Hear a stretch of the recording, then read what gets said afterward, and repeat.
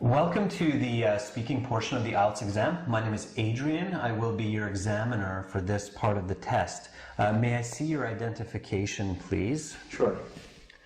Thank you.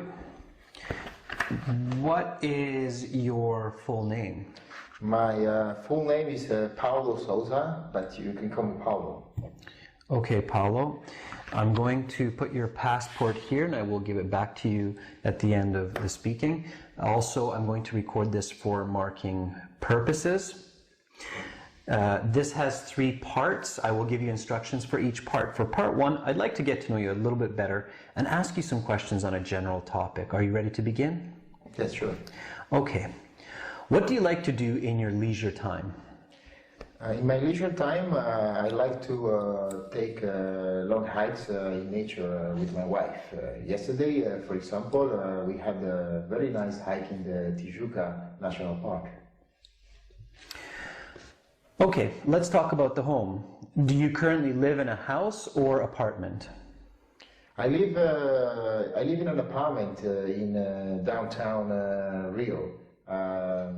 The apartment has a bedroom, a living room, a kitchen, and an office. What do you like about it? Well, I really like it that it's northeast facing, and it has big windows, so there is a lot of natural light. And also because it's on the 14th floor, it has a great view, and I can see the ocean, which makes me really relaxed. Which is your favorite room and why? Well, my favorite room, I would say, is the living room, because there is my couch where I like to sit and relax after a hard day at work. And also because there we have a big TV, and we really, my wife and I, we really like to watch movies together. Yesterday, for example, we watched a very nice comedy and we had a couple of good laughs. How can you improve your home? Well, that's an interesting question. I didn't think about it much because it's quite modern, but I believe that perhaps some nice artwork like paintings or sculptures it can really help to improve the flat. If you could have just one piece of furniture, what would it be? Well, I think that's an easy question. Definitely would be my couch. As I said before, it's my favorite place to sit and relax after a hard day. But also, if I'm really tired, it's also quite comfortable for taking a nap. Okay, that is the end of part 1. Now for part 2, here's a card. Please don't turn it over. And here's some note paper and a pencil. The card has some questions. You will have 1 minute to read them, prepare your answer, and you may take notes if you wish. Then you will have 2 minutes to speak. I will tell you when to start and when to stop. Are you ready? Yes, sir. Okay, go ahead, turn over the card. Your 1 minute begins now.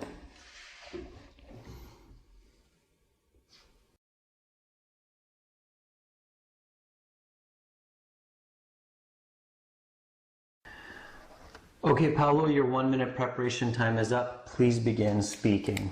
All right, sir. So, Brazil is an agricultural center of the world. Therefore, there are several plants which are very important to its economy, such as nuts, soybeans, and sugarcane. However, the most iconic plant, I must say, it's coffee. Coffee grows on small trees, 3 to 4 meters tall, with white flowers when in bloom, and green, yellow, and red beans when on the plant. Most people associate coffee with the brown beans, but this is only after roasting. There are 3 main regions for coffee production in the country, and those are Mochana, Solminas, and Cerrado, along the Atlantic coast. The climate and moisture of these areas make them ideal for growing coffee, since they are situated in the so-called coffee belt of the world. Brazil produces approximately 1/3 of all coffee consumed in the world, and its production provides jobs for tens of thousands of people in the country. Brazilians not only grow coffee but also love drinking it, and there is often fierce competition on the streets for who makes the best brew. Although there is some controversy, as the coffee production is often related to slave labor, I'm quite sure that coffee will remain a very important plant for Brazilians for the years to come. Okay, your 2 minutes is up, so I will stop you there. Please pass back the note paper, the card, the pencil. Thank you. And now we will continue with part 3. For part 3, I'm going to ask you some more questions related to the topic of part 2. Let's talk about plants and trees. Do you think it is important to keep plants around the house? Why or why not? Well, I think it is very important to have plants in the house, because every house feels friendlier and fresher when there are plants around. For example, I have a couple of Chinese evergreens, and whenever I look at them, I feel better. What can people do to reduce the amount of tree products like paper in their daily lives? Well, I think one good way to approach this is with technology, and by this I mean going digital. So if people and organizations would switch from traditional paper-based activities towards digital, so for example bank statements, invoices and mail, I think this would help to reduce on using paper. Why is it important to have green spaces like parks and trees in big cities? Well, first of all, trees are very important for people's health and mood. And I think that having parks and trees in the cities are good for also for providing shade and to regulate temperature in hot cities. Let's talk about recycling.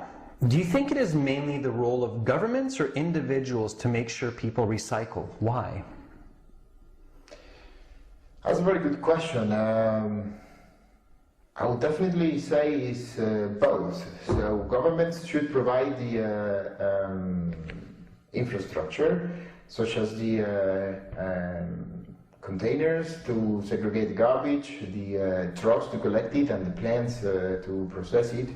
But no governmental effort will go anywhere if people don't pay attention and separate their garbage properly. I know that in Brazil there are some laws about recycling, but unfortunately there is lack of attention from both government and people.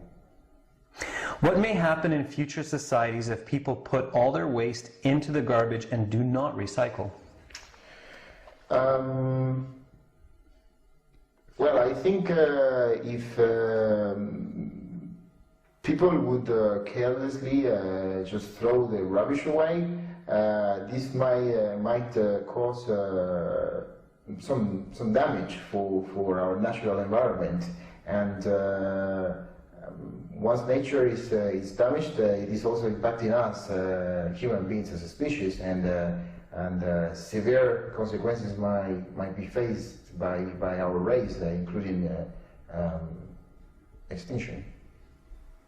How has recycling changed the way individuals do their daily shopping? What else can be done in the future? Well, I think recycling as a culture has definitely influenced the way we live. Specifically for shopping, I can remember that only a couple of decades ago, most people used plastic bags for doing their grocery shopping. Nowadays, you can see people using reusable bags made out of textile or other materials. And For example, myself, I always use a backpack when I go to do my grocery shopping. Okay, that is the end of part 3, and that concludes the speaking portion of the IELTS exam. Here is your